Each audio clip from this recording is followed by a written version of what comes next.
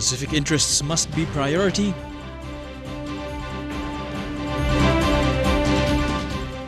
Deputy Prime Minister discusses high cost of living. And athletes set new PNG records.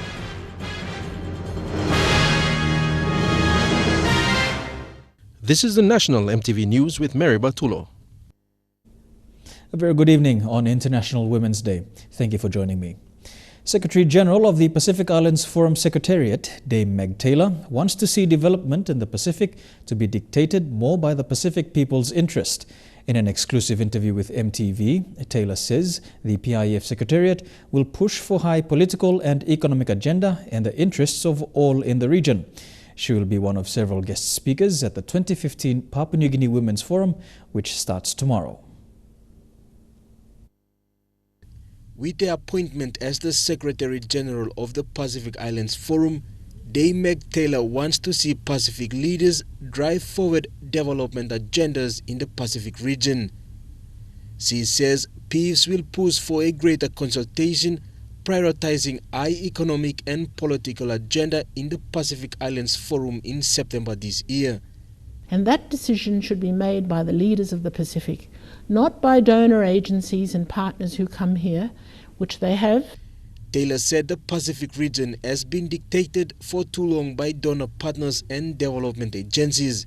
That the Pacific leaders take responsibility and make those choices.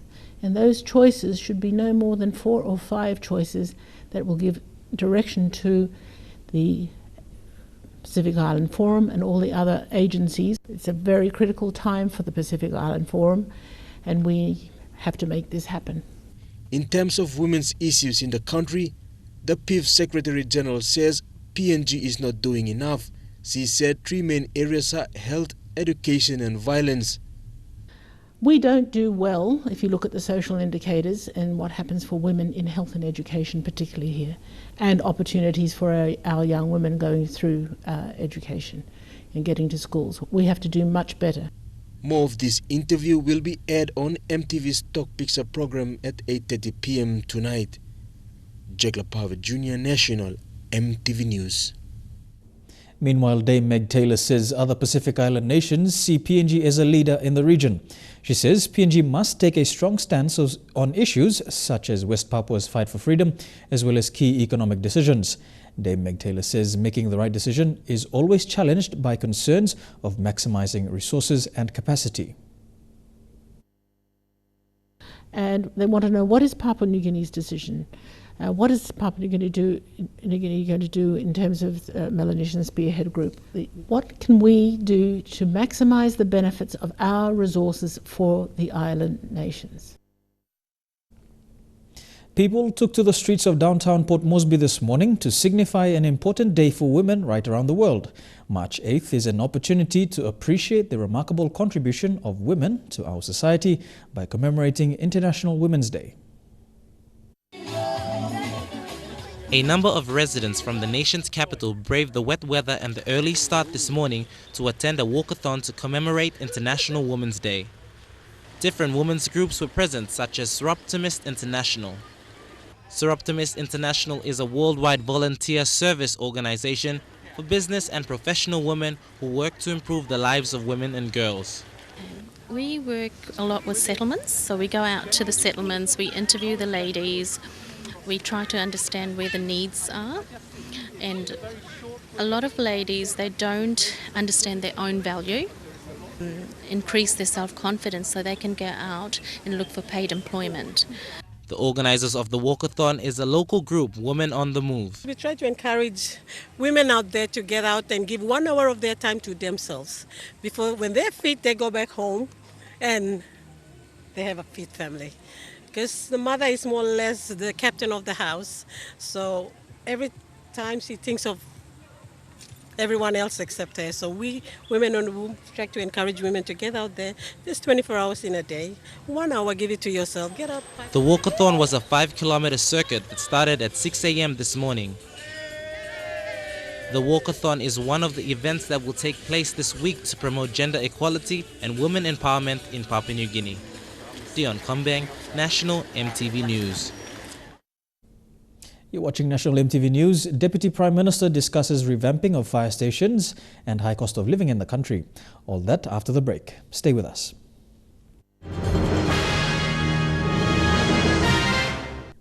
Welcome back to the news. Deputy Prime Minister Leo Dion says the high cost of living in the country is being managed by the government. It comes after Lay's middle-income earners and those in the informal sector raised concerns about the high cost of living in towns and cities. Dion says ministers in charge of state portfolios that manage the country's economy are planning to improve living standards. Yesterday, Deputy Prime Minister Leo Dion explained that ministers at the helm of state portfolios that manage the country's economy have plans to improve the living standard of Papua New Guineans.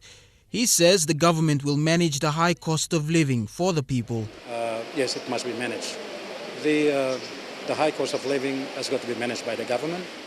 His response comes as more Papua New Guinean middle-income earners feel the pinch of expensive goods and services, including high housing rentals. The ones who feel the pinch of the high cost of living, middle-income earning Papua New Guineans, like the wife of the Papua New Guinean chemist Judith Simeon, who has settled on Lay's city's outskirts to save money and raise a family. Lay residents in the last month have been raising concerns about the high cost of living in towns and cities around the country. People earning a living in the informal sector, those who sell buai and drinks to make money for the evening meals, and those barely making enough money to survive every day collecting recyclable materials to sell. And the government is not just sitting down there not thinking about it. Our planners, our various economic ministers are always together in this, and I believe that and confident that for the future that will be sort of addressed.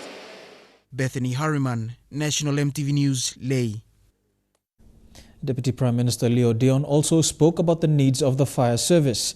He says the government will now build capacity in the fire service by improving facilities. For the past 13 months, MTV's Lay Bureau has been following a series of 13 reported fires that have happened in Lay, Goroka and Mount Hagen. These fires have drawn attention to the need for fire stations around the country to be revamped. This fire was one of the biggest. Lay's Pelgens warehouse burnt to the ground in February last year. One of 12 fires in the space of 13 months in the industrial hub. Goroka's central arcade also burnt down, leaving an open clearing in the center of town around June last year.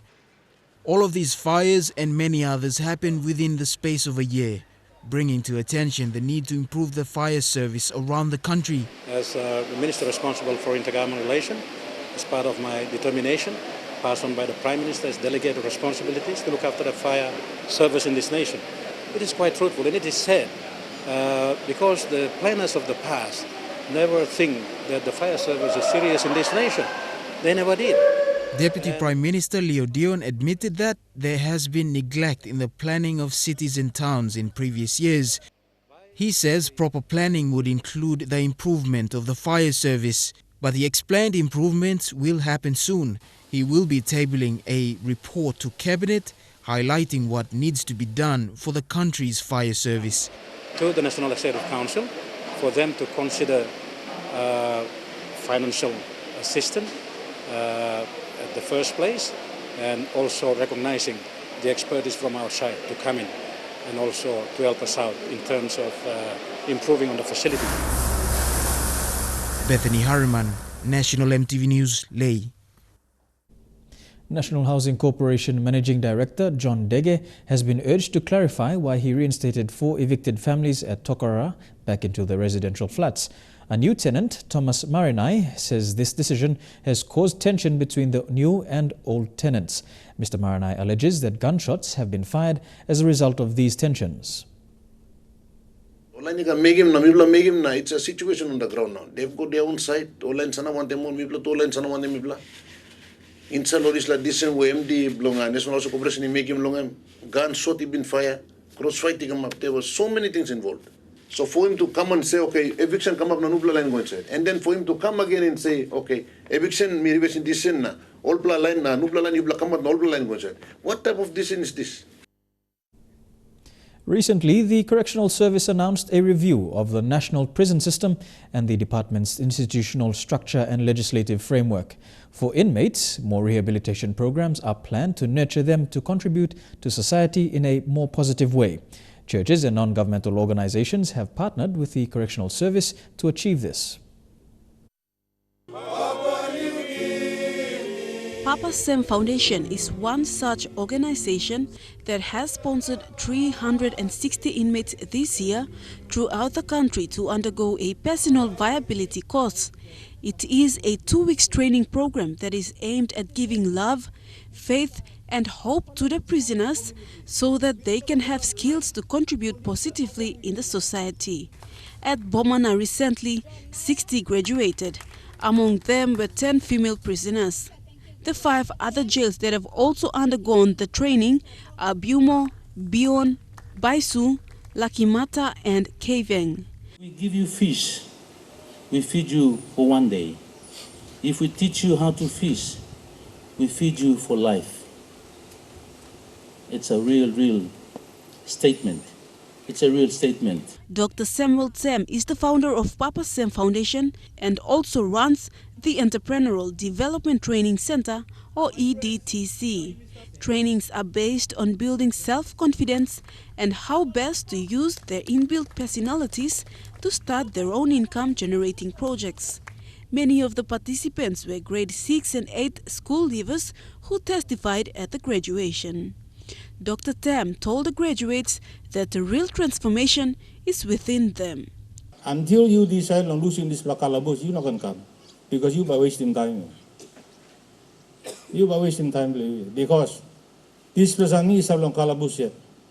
But if you decide, through, you walk in decision of losing this calabus. Now you walk about a new blow road.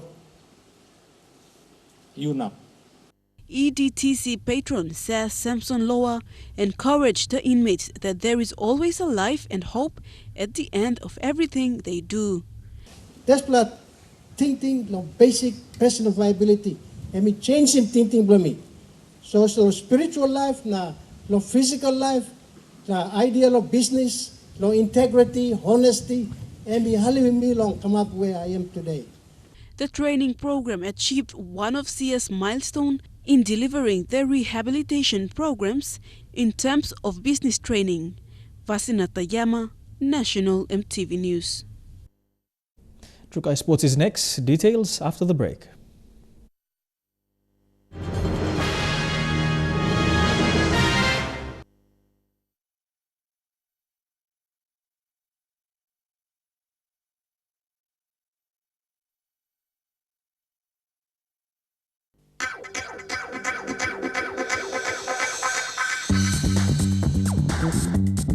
Trukai Sports.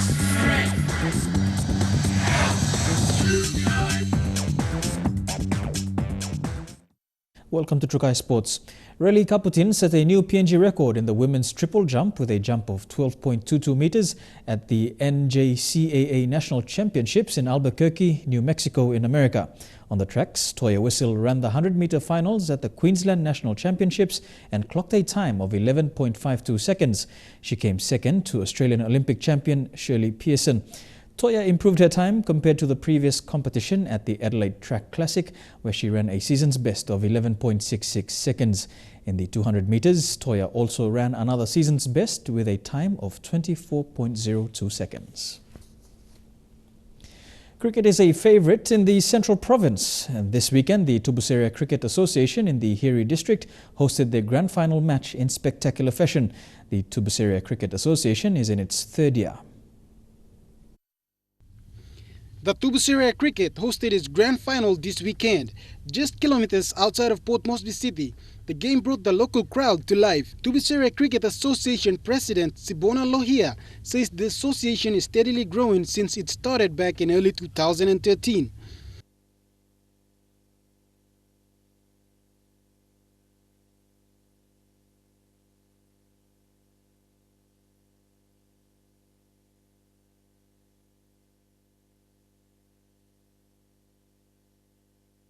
Among the guests present were the IPI Port Moresby Cricket Association President Dinani, With the involvement of Cricket PNG, there is a chance the competition could grow to new heights this season.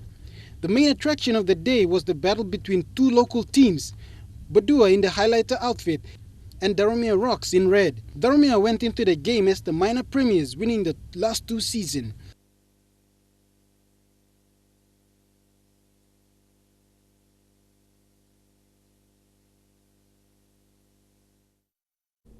And we do apologize for the audio technical difficulties in that story there. Moving on, the PRL 9's pre-season competition has kicked off. 38 teams have registered for the two-weekend tournament. Each team will play 3 games in their respective pools before heading into the knockout stages. Port Moresby Rugby League have jumped on the Rugby 9's concept to kick off its season. Seeded clubs are using this competition to scout prospects for their premier teams come season proper. Lo juniors belum belakang under 19 so kan osem lo na 9 now am lo bring him kami sana look him how all fit lo going say like grade belum belah lo this year 2015 season lo PRL so 9 some good time lo mi play by looks how lo potential na how all mangi play. The tournament has been an avenue for younger teams from smaller leagues to show their potential for a higher level of competition. Team 1 winning plate, Team 2 winning cup. Now we play strong, winning defense to plate na cup room play. Next time 1 and 2 goal on Alba team, so take part. All like sims to play Sunday room play. Mabuna game all isip la rot. All kam kisim landum play. Moba try best putulo kam kisim. Seeded Royals women's team are one among 5 that have registered despite the interest of 12. Although it's a small number, competition for them is still high. 9 is good. We played and I'm good play me play because just lo some play it's like new play lol or come Jenny me play and me been play like 2 play telecom 9s lo here. So now it's like 3 me play. So 9 is good. It's like having like 13s, kind of similar but 13s. It's same like 13s. So 9 is good. MRDC have come on board to support the competition for another year. The competition is set to end next week with the finals before season proper kicks off. Elijah Lavet, National EMTV Sports. And that's all we have for Trukai Sports tonight. Up next, the weather details. Trukai Sports.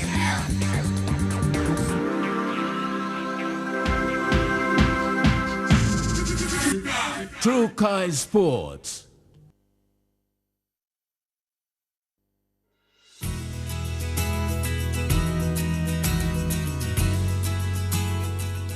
Taking a look at the weather forecast for tonight and tomorrow in the southern region. Port Moresby, rain and showers with a top temperature of 31 degrees. Daru, you can expect light showers with a maximum temperature of 30 degrees. 31 degrees in Kerma, you can expect rain and showers, rainy periods for Alata with a top temperature of 28 degrees. And 28 degrees as well as the top temperature for Popondetta. You can expect rain periods. Over to the Momasa region, Leh, rainy periods expected with a top temperature of 29 degrees. Showers in Wau, showers at times in Madang, and showers for Wewak and Vanimo. You can expect a top temperature of 31 degrees as well. Over to the New Guinea Islands region, Lorengau, you can expect showers at times with a top temperature of 31 degrees. Rain periods for Kavieng, Kokopo, Rabaul, Kimbe and Buka. Top temperature there, 28 degrees. And in the Highlands region, Mount Hagen, showers then fog, top temperature 23 degrees. Showers and fog expected for Goroka, Kundiawa, Mendi and Wabeg. And that's how we end the bulletin this Sunday, March the 8th, 2015. From the EMTV News team, happy International Women's Day. Pleasant viewing. Good night.